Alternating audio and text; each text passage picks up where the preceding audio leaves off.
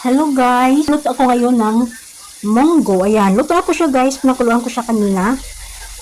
Ano kasi ngayon Friday. Munggo day. So ayan, lagyan ko siya ng tofu. Ayan. Nagprito ako ng tofu guys. Ayan. Yung tukwa ba? Tukwa.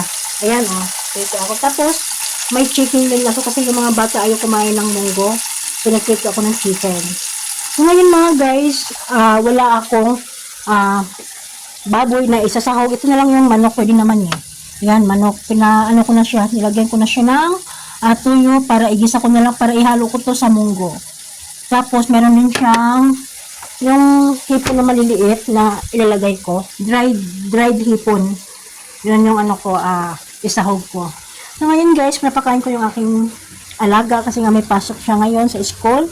Magkain ka muna, Andre. Hello. Ano ba yun? Antok yarn? Hello. Yan. So, ayan ang ano niya guys. Kasi nga, galing kasi kami doon sa therapy. Sa therapy ni Rapi. Kaya, ito na lang pinapakain ko siya. Or ito na lang pinapakain ko sa kanilang tanghalian. Itong sausage.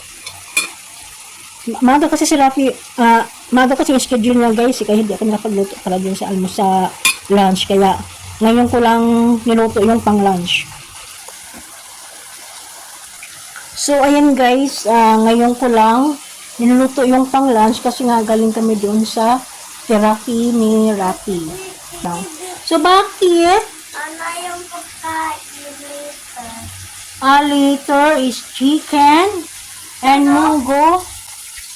So, ngayon guys, dadagdagan ko yung aking lulutuin. Kasi ngayon kasi chicken lang. Chicken at saka itong, chicken na 4 na piraso. Tamang-tama lang sa kanila kahit yung ulam ko kahit ito lang. Okay na ako sa akin. Yung importante yung mga bata. Ito guys, itong tofu guys, or tokwa.